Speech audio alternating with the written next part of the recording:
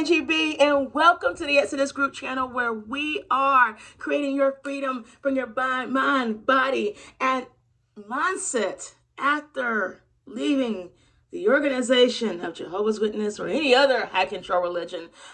Oh my goodness, if you haven't caught up or what, if you don't know me, I'm new to you, thank you for joining my channel, my podcast.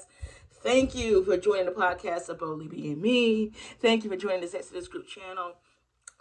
And thank you for being here.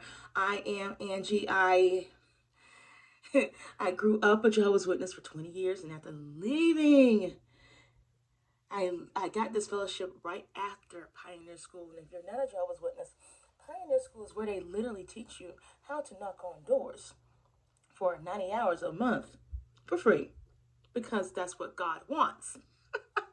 Now it's 70 from what I hear, but I got kicked out when it was still 90. I was literally knocking on doors for the whole year, knocking on doors for 90 hours for free, and didn't know why I didn't have any money. Could not figure that out for anything. Goodness gracious. Okay, sorry. That just hit me. Okay. Wow. Could not figure out how I didn't have any money because I was doing God's work. So why wasn't God paying for things? Because, okay. All right. Okay, I'm back. I'm back. So my mission with the Exodus Group channel is to assist you, give you mind-blowing ideas or mindset changes that will assist you in growing and building the life that you want, not the life the organization wants you to have. Because obviously, if you're knocking on doors for 90 hours a month for free, bills might not get paid. Okay. So you gotta leave that mindset. Okay, you gotta leave that mindset. All right, so my goal here is to help show you what I had to do in order to live a successful life. Like, right now, I do believe my life is pretty successful, and I'm very thankful for that, especially by Watchtower standards, because you're in the Watchtower or any high control religion. What they say is that once you leave, God will not love you, and you will be the worst in the earth, and God will make sure you're sick and make sure you're this, that, and the other, or whatever your worst case scenario is or was or still is today. For me, I thought when I got out, I was going to have all the STDs, 15 million children, literally 15 million children. I was going to be pregnant every 5 minutes, like literally just birthing them out. And was going to be homeless with these 15 million children. And that's what I thought. And honestly, none of those came true. None of them. None. Very healthy, no kids, very much living in a very good home. And even when I was in between homes, I always had a place to go. Like, legit, I always had a place to go. But we'll go into those stories. Today, I want to talk about focusing on the opportunities. Oh my goodness. Whew. Focusing on the opportunities that are presented or that may not be presented quite yet. When you get out the organization, when it's very easy to focus on a negative, it's very, very easy to focus on how they told you the world would see you. From my experience, put your experience in the comments below. But from my experience, and I can only speak from my experience because it's mine. From my experience, people were more welcoming to me once I left the organization and stopped trying to change them. I just had to figure out who I was. Does that make sense? And my friends and they're not my family, but my friends at the time did a really, really good job of asking me, what do I want to do? Not if that was something to make them happy. That was the first thing. So from my experience, the world works nothing like what Watchtower says it does. And if they're so good in the organization, why do they know how the world is going to treat you. Like, really, how does Brother Hurd and Brother Anthony know? Why am I calling them brother? Anyway, um, why does Mr. Hurd and Mr. Anthony, Tony Anthony, know? How do they know what the world's like? Because they're no part of the world, right? So how would they know? Anyway, there's so many opportunities out there. I will say this: depending on what stage of your transition you're in, it's no matter what stage of what transition you're in, no matter what stage of the transition that you are in, it is okay to ask for help. It took me almost years. Yeah, I think it took almost a decade of me being out for me to ask for help from a church.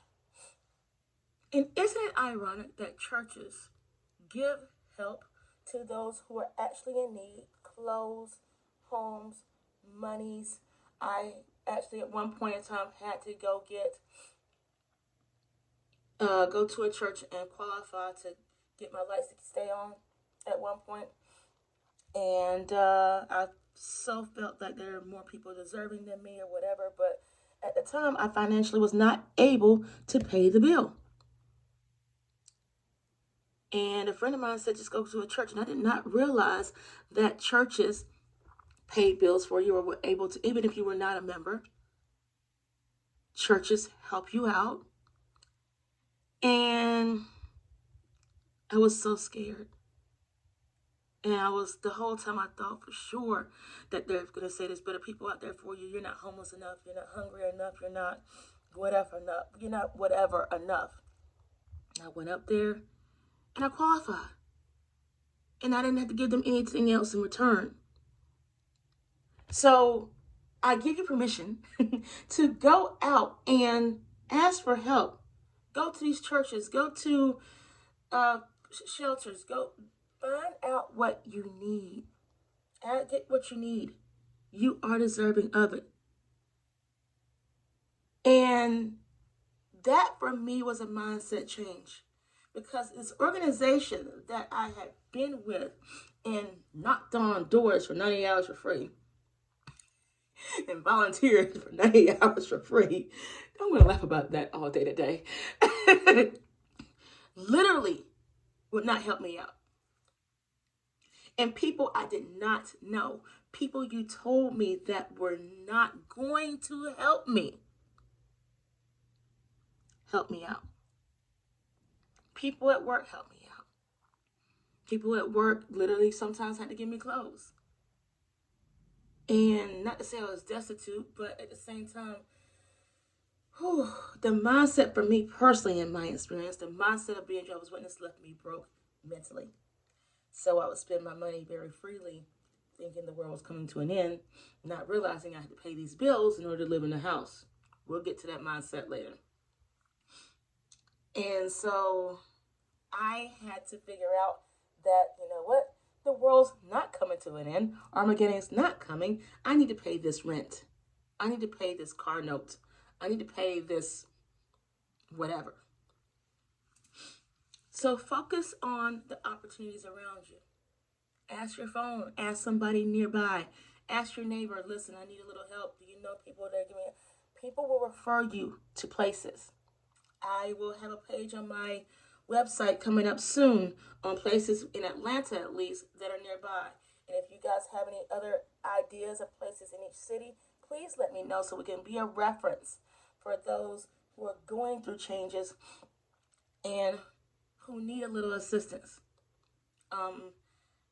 The second thing I say to do, especially if you're still in and hadn't quite made that jump yet, or if you're out and you want some more education, there are plenty, a number. Oh my God, there's so many places out there that will give you free information, free schooling, free, F-R-E-E, free schooling, free information. I work for one of those places. It's called the University for Parents. I teach for them. I've been teaching for them for 2 years now. I'll put that link on my website also. Um, it's a quarterly school, and it is free. And our mission is to basically give you as much information as you can for you to live a successful life. There are other online studies for sure. There's Coursera, iTunes University, Udemy, edX, um, Khan Academy, Sean Academy. There's online colleges. Just go out there and study. Pick an idea and study. Pick something that you want to do and study it. Sometimes it might cost 20 or 30 or 50 or $100, but that's nothing compared to the job that you can get, compared to the education you have, compared to the power that you will gain. Hear me now. The power that you will gain within yourself by taking that step and studying a little bit. Hell, go ahead and study religion. That took me a second to open my mind up to, but once I actually did, and I actually studied other religions that I've studied, and that's why I have certain things around my office now. If you in my office, you see I have a Buddhist over here, and I have some Hindu signs over here, but that's just for me. Okay, that is just for me. I'm not trying to take anybody to become Buddhist. Okay, that is for me. But study other religions. Study it. We were taught to be in fear of other things, and that puts your mind scientifically in a place of protection and lack of growth. So, in order to grow, you have to study. And I know, oh my God, they said that we used to get, I don't know what generation you were in Jehovah's Witness, but they used to tell me, and I used to tell people this all the time, I got a college degree because I studied the Watchtower and the Wait. 90 hours a month. No money. Okay. They used to tell us that. They used to tell us that. I don't know if they tell y'all that now, or if you're in, let me know in the comments because I want to know. And yeah. But it was never right and left information. There's 2 sides, 3 sides, 10 sides to every story. And then there's your side. And I want to encourage you to study all the sides and then figure out what you like, what you resonate with, what makes you tick, what makes you go, that feels right. Do that. There are housing out there. If you're needing in housing, there are places to go for housing.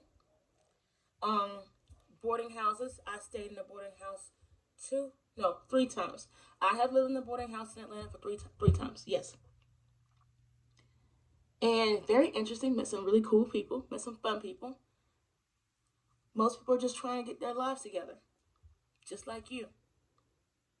Don't judge them because you too are also trying to get your life together. Boarding houses. There's couch surfing. There's a place to go.